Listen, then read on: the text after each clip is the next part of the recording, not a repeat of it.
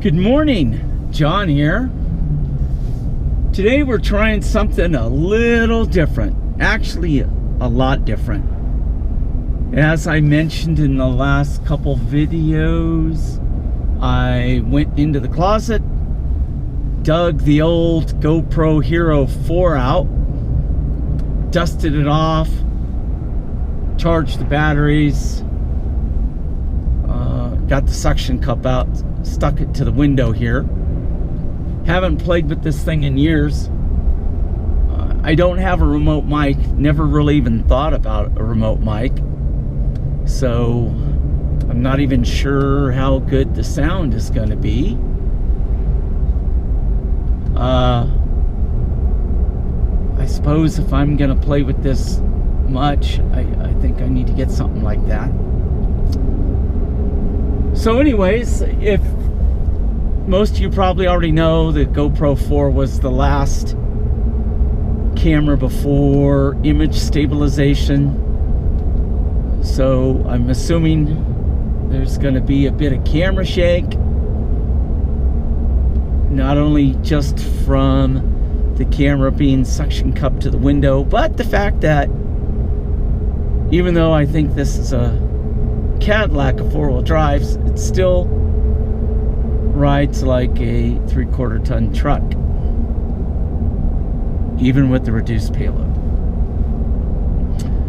So right now we're actually gonna drive about 200 miles today down to Orange County and back on the freeway, so you know the old Ram gets a chance to stretch its legs on the highway. Now, being Southern California, that will probably be heavily punctuated with stop and go traffic and people trying to run me off the road. As I like to point out, I'm constantly discovering new little things about this truck. And the latest discovery in the last several days has been the heated seats and steering wheel. I couldn't figure out why, when I'd remote to start the truck in the morning or late at night, why sometimes the heated steering wheel and the heated seats would come on and would not come on, even though it was, in my opinion, it was cold outside. And looked, the owner's manual that came with this truck, couldn't find it. Went on the internet, thank God for the internet. Went on, I believe, a Ram forum or Ram truck forum, and sure enough, there it was. The magic threshold is below 40 degrees. And, you know, then it says, well, you know, as I went through the thread, someone else said, well, it's also called out on page 200 and something, right? So I get my little handy manual back out, and sure enough, in the front of the book where it talks about the remote start and that temperature controlled, such as cooling, defrost, heated seats, no mention of that 40-degree threshold. But of course, buried in somewhere in the back of the book, there it was, which kind of irritated me. You know, why couldn't they risk adding that particular language right up front? But anyways, so now I know that if it's 39 or below, it's going to come on. That sure would be a feature. Boy, I'd like to reprogram it to be anything, you know, like 45 degrees or less, because I'm getting old and I'm getting cold. And, you know, that's where that's at. So anyways, yeah, we're on California State Highway 18. Since I've been yammering, you know, we've dropped from where I started the camera probably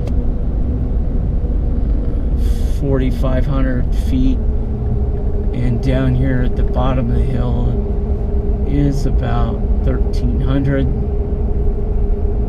So yeah, to go down into the city, you know, I basically live at 5,500 feet, climb to 6,000 feet, then drop down to 1,400.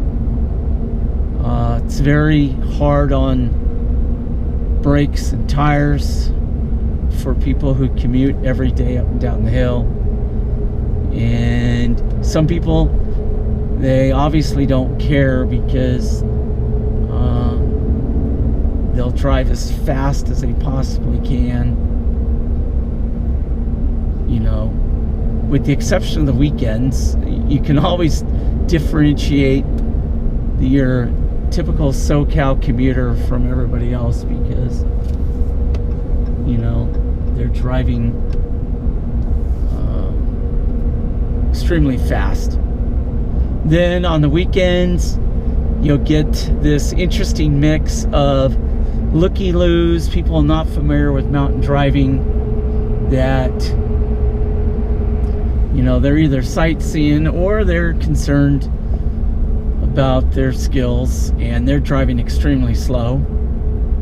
You know, here in the 4-lane, it's great, stay in the right lane, and you know it, they don't. Where it's a 2-lane road, use the turnouts.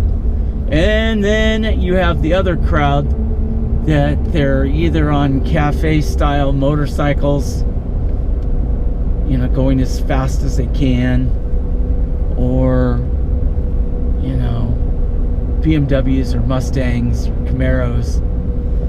And, you know, that gives the California Highway Patrol something to do. And also my brothers and sisters in the fire service, when these folks struggle to navigate some of the curves and other features on the road. This you can probably see coming up here in one of the corners if the camera picks up this H-rail center divider. A lot of people think it's extremely ugly, but before that went up for the 14-mile section that it runs, this road was averaging in that 14 miles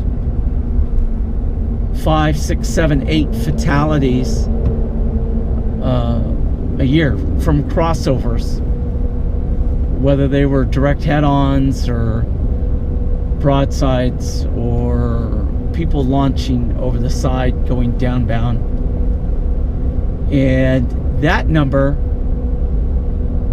since they installed it several years, it's been 0, or it's been 1, maybe 2.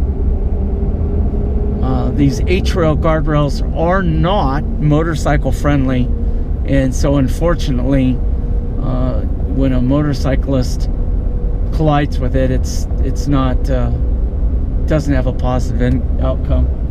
Probably can't see too well because, you know, I'm sure the camera's struggling between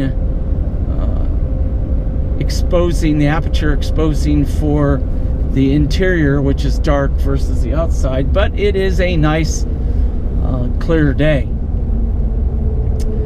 I'm gonna come back to you in a few seconds when we're actually motoring on the